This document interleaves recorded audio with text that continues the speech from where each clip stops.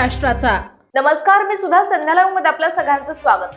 निमगाव सावा तालुका जुन्नर येथील रहिवासी रवींद्र पांडुरंग शेगर हे आपल्या डस्टर मोटारीतून क्रमांक MH46 AU 6170 गडाची वाडी येथून निमगाव सावाकडे जात होते। गडाची वाडी येथील मीना शाखा डावा कालव्याच्या रस्त्याने निमगाव सावाकडे जात असताना एका दुचाकीस्वार अचानक समोर आल्याने त्याला वाचवण्याच्या प्रयत्नात शेगर यांची मोटार कालव्यामध्ये कोसळली। ज्या ठिकाणी मोटार कालव्यात गेली त्या ठिकाणापासून पुढे 500 मीटर अंतरावर मोटार पाण्याच्या प्रवाहात वाहत जाऊन ती गाडी पूर्णपणे बुडाली होती।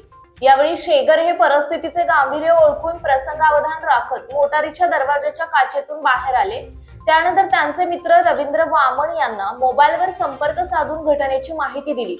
या घटनेची माहिती मिळताच रवींद्र वामन, संतोष काळे, कैलास काळे, सचिन काळे, सुहास काळे, साहिल खंडागळे, राहुल वामन, दत्ता वामन यांनी क्षणाचाही विलंब न लावता घटनास्थळी धाव घेतली।